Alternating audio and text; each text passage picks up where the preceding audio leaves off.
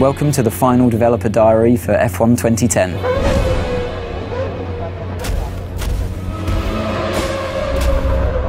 At the beginning of the game, you don't start off as a test driver, you start off as a driver that's managed to secure a seat in a team at the beginning of the year. You know, in the real world, before you go to a track, before you start the season, you're fully aware with your team what the expectations are. Depending on the kind of difficulty level that you've selected, that determines the teams that are open to you at the beginning of the game. You always, as a driver, want to be beating your teammate. That really elevates you in the team. It also alerts the other teams to your ability.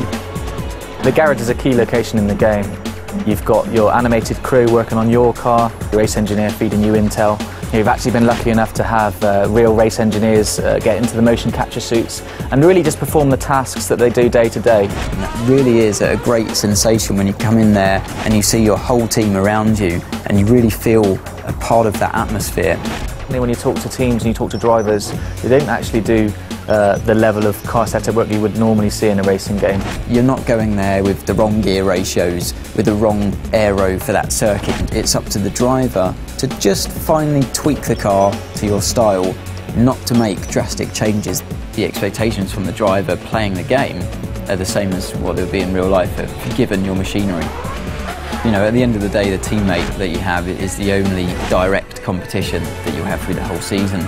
There's a strange balance of having to work together, but also a desperate competition. Where it gets a little bit personal is when it comes to events like qualifying and the race, definitely, where you're just out there to beat him no matter what. Your agent, the media and the paddock itself are your feedback mechanism for how well you're doing in the game.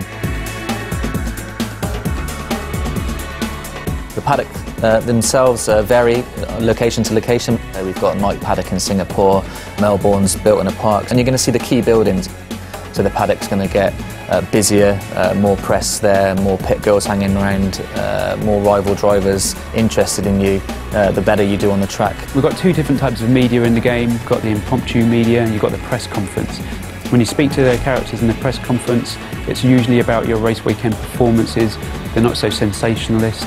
It's an easier ride for you, definitely, but it's still a moment of celebration. Impromptu characters hanging around the paddock lane, they're always willing to take your first comments when you come out of practice, qualifying and race. The hardest thing, I think, is that if you've had a bad result, then you have to speak to the media and you have to remain calm and always say the right thing. You have to be a little careful of what you say to the media.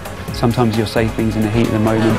You're the only one that you can blame at the end of the day if you slip and open your mouth and say something you shouldn't have. When you finished on the podium, it's 1, 2, 3. You can tell the press conference characters all about the race weekend. Those are all of the things that I want to try and portray in the game as what happens in real life.